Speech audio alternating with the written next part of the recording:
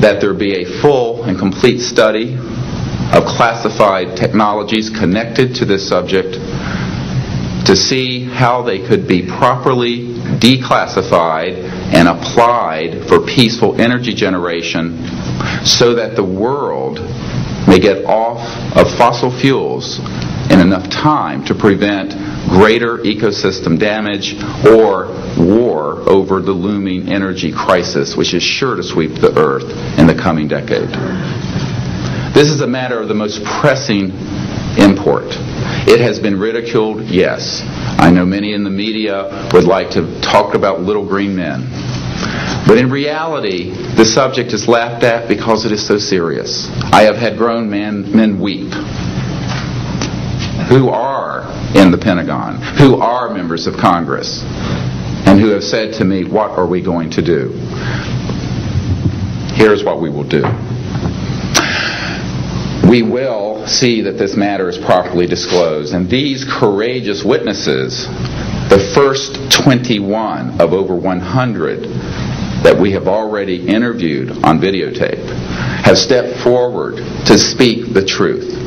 Now, I expect people to be skeptical, but not irrationally so, because these men and women have come forward and they have their credentials, they can establish who they are, and they have been first-hand witnesses to some of the most important events in the history of the human race. As was pointed out to me by some of the men here, they were charged with handling the nuclear weapons of the United States. Their word was trusted on everything of great importance for the national security. We must trust their word now.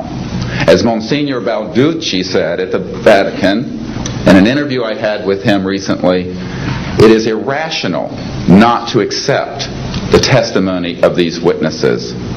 So please be skeptical, but that is not the same as prejudiced and closed-minded. This is a matter of great importance, and I ask the media, the scientific community, and the political community to look seriously at this matter and to do the right thing for humanity and for our children. We have available for the media and for members of Congress a nearly 500-page briefing document with transcripts from dozens of these top-secret witnesses. We have a 4-hour videotape summary. It's not a commercial product, I'll warn you, from this project of the 120 hours that we have in interviews so far. They've been boiled down to 4 hours, and it's available for the Congress to review and for the major media to review. We can establish that this subject is real and has tremendous significance for the human future. I ask on all of you who are listening to contact the members of Congress that represent you and the leaders around the world and other countries and ask them to hold an honest inquiry into this subject, to support a ban on weaponizing space, since we are sharing space with other life forms, and that we move quickly as a people to understanding that this is the end of the childhood of the human race. It is time for us to become mature adults in the cosmic civilizations out there. To do this, we must become a peaceful civilization, and we must look as we go into space with an intent of cooperating with other civilizations, not weaponizing that high frontier. The men and women who will speak next will do so in order, beginning on your left. They will introduce themselves. I ask for the media to refrain from questions until each witness has spoken briefly about who they are and what they have personally been involved with or witnessed in their government, military, or government-connected careers. At the end, we will have questions. All of you may ask questions for as long as we can stay here, and we will provide you with all the information that you need.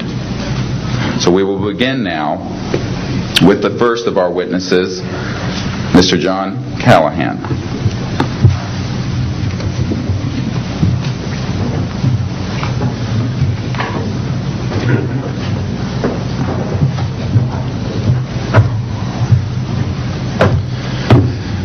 My name is John Callahan. I'm a retired FAA employee. I was the division manager for the Accidents Evaluation and Investigation Division in D.C. About 2 years before I retired, I received a call from Alaska region where the region wanted to know what to tell the media. When I questioned, tell the media what? He says about the UFO, and it went downhill from there. What UFO? It turned out I told him what any government employee would do at that time was to tell him it's under investigation. And then I had him send all that data to the FAA's tech center in Atlantic City. The next day, my immediate boss, service director, Javi Safir, and I went to Atlantic City. I had just purchased a new video camera, and I videoed the event. In Atlantic City, we had them play back on a scope, you would call it a scope, a plan view display, PVD, exactly what the pilot seen or what the controller seen, and we tied that in with the voice tape so we could hear exactly what the controller said and what he heard, and we taped it. We came back the next day, briefed the administrator, Admiral Ingen, on what happened. He wanted a 5-minute briefing. After we started the briefing, he wanted to know if he could see the video. We put the video on. He watched the video, the whole video. The next day, he set up a meeting for me to give a dog and pony show to President Reagan's scientific staff and whoever they brought over, and to hand off all that data to them. That morning in the FAA round room, it was either 9 or 10 o'clock, 3 men from Reagan's scientific staff, 3 CIA people, 3 FBI people, and I don't remember who the other guys were, along with all the FAA experts that I brought with me that could decide or talk about the hardware and the software, how it worked. We put on a dog and pony show. We let them watch the video. We had all the data there. We had all the printouts that the computer put out. They got all excited over it. When it was all done, the CIA, one of the CIA men told the people they were now sworn to secrecy, that this meeting never happened and this event never happened.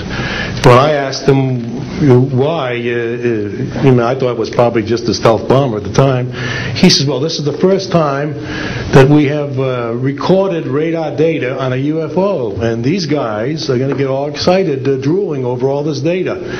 I said, well, you're going to tell the public about it? And he says, no, we don't tell the public about this. It would panic the public. He says, we're going to go back and study this. I said, okay. That was what he was going to do. Now, I've told this story many times, and I get sometimes funny looks from people.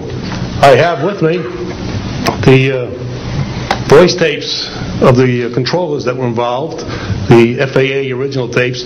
See, after we handed this stuff off to the President's staff, the FAA didn't know what to do with it. We don't separate UFOs from real traffic, so it's not our problem. Okay? I have a copy of the original of the video that we took, which is rather interesting. And once the thing was all over, the reports started coming into my office, but because it wasn't an FAA air traffic problem, the FAA's report ended up on a table in my office. And it stayed there until I retired, when one of the staffers packed up all my gear and helped it move to my house. Also, in a box I found just a few days ago, in my 1992 tax return, I have the target printouts from the computer data, which, so if you wanted to or look at every target that was up there at the time, you can now reproduce this from this piece of paper here. And it's called the UFO Incident, Japan 1648, I believe the number was. It happened on November the 18th, 1986. I'm prepared to go to Congress, to swear before Congress that everything I've told you people and everything that is here is the truth. Thank you.